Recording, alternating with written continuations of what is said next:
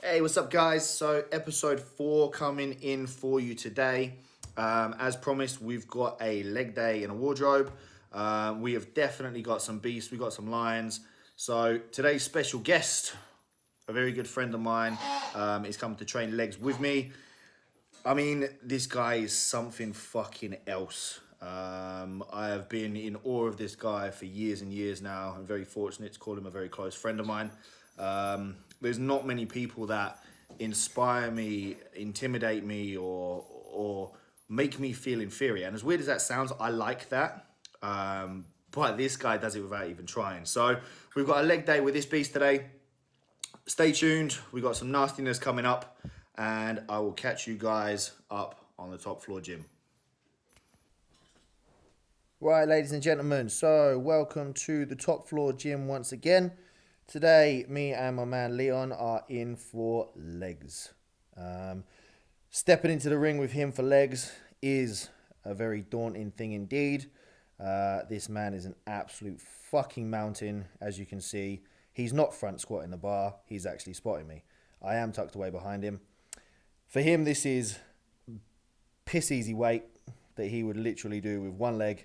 But we have always got on quite well as a training duo. We push each other quite nicely. We do train for completely different things. Leon's currently training for his strongman competition where he's going for 2 world records. And I'm obviously training for my bodybuilding competitions. We've always got on very well, mindset-wise, dedication-wise. Tuck ourselves away, just get on and do the shit that needs to be done. So you are about to witness some absolutely fucking insane shit right here. This is an unintentional PB by Leon. 220 kilos on the bar.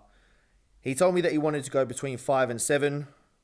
So we pushed him for as much as he could get. I don't think there was a quiet voice in the room. There were shouts, there were screams. We did what we could do. And I mean, before anyone says, no, these are not fucking fake weights. Yes, they are moving like fake weights, but it just goes to show how strong this guy is. So we kicked off the session, as you can see, with back squats. Very, very different to what I would usually do in a gym. We don't have the luxuries of Smith machines, hack squats, pendulums, or anything like that. So what we're doing is just going with the basic meat and potatoes. What we can create the most stimulus on, load the most weight on, and just basically get as fucked as possible. I mean, even just looking at this video now, watching him squat is just something ridiculous. And I mean, we're talking 3 stories up on my top floor, 220 kilos on probably 2-inch thick wooden panels. How he did not go through that floor, I still don't know. So, second set of squats here on my back offset. Leon is actually currently throwing up in the toilet because he pushed himself that fucking far. It was probably one of the most motivating things, like probably beating the time my nose exploded like mid squat. I could just hear Leon basically growling at the toilet. But again, it might sound quite sick and twisted, but this is my type of training. Is that balls to the wall, you leave nothing left in the tank.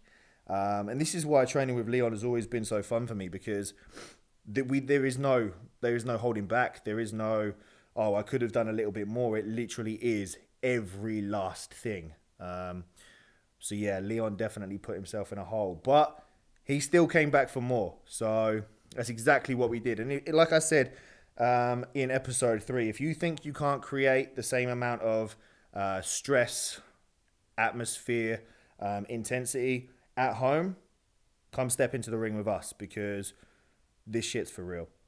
So that's our second set of squats, pretty much boxed off there. Both feeling pretty wiped out. I think the hardest thing about the sessions at the moment is a lot of compound movements. So joints are feeling pretty battered.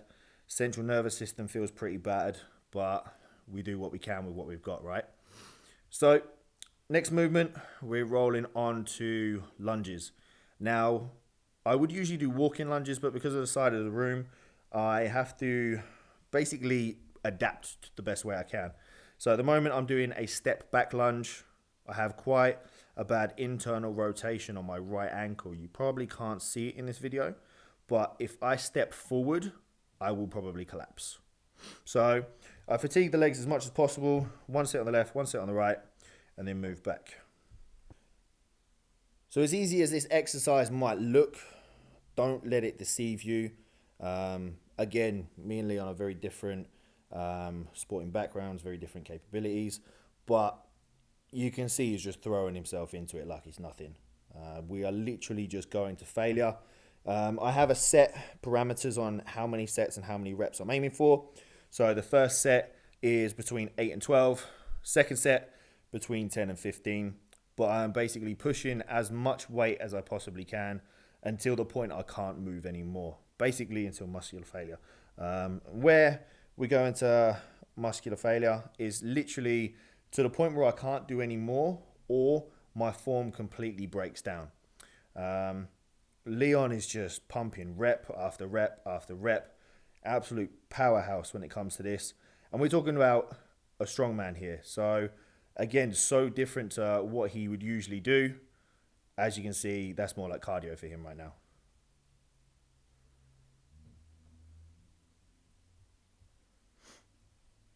So second set, what I'm rolling in with is same principle as the first, but once I've hit failure with the weight, I'm dropping the weight down and I'm just going straight into body weight. Again, just a failure. Maximize as much stress on the muscle as possible, get as much muscle damage as possible, and just basically create as much intensity as I can on my legs. I feel a lot of people will say they find their legs hard to develop, their legs don't grow. It's because they're not creating enough stimulus, they're not hitting the muscle well enough, and they're not training them hard enough. Again, it is a lot harder training it at home, but with the right exercises like the meat and potatoes, what we've got in this, you can definitely do some serious damage, that's for sure. As you can see, my balance is a complete shit show and it's gone all over the place. So the last big heavy one before we break down into some more metabolic movements is a split squat. Probably one of my worst exercises in the world. If you ever want to hear me lose my temper, shout, swear, and just basically throw a bitch fit, I will be doing a split squat. Now, what I've done on this movement is elevated my front foot ever so slightly. So I'm standing on a yoga wedge. So many people will tell you stand on a 5 kilo plate or a 2.5 kilo plate and elevate your heels. Stop being a cheapskate. Just go on Amazon, buy yourself a yoga wedge, and trust me, it's a game changer. So we then went on to do some laying hamstring curls, leg extensions, and calves to finish it off. We didn't get those recorded because we had some technical fuck-ups, but they were included in there. So that pretty much wraps up the leg day. I will catch you guys downstairs with an update on the next episode. Right, guys, so that was legs in a wardrobe. As you can see, no fucking cowardness, a shit ton of courage, and just throw yourself in at the deep end. So I wanted to show you guys what a leg day at home looks like. I know a lot of people throughout lockdown have messaged and asked how I create the same sort of stimulus as what I had in the gym. Now, we don't have the fancy equipment that we usually would, but that's not the answer. The answer is intensity. The answer is precision. You could have just a bar. If you can create enough stimulus and enough stress, that's all you need. Now, once you know that, then you apply that to the gym, shit gets dangerous. So that's how you grow a serious set of legs. So that wraps up episode number 4. Next episode is something that half of you are going to be really, really interested in, and the other half are going to wish I kept my mouth shut.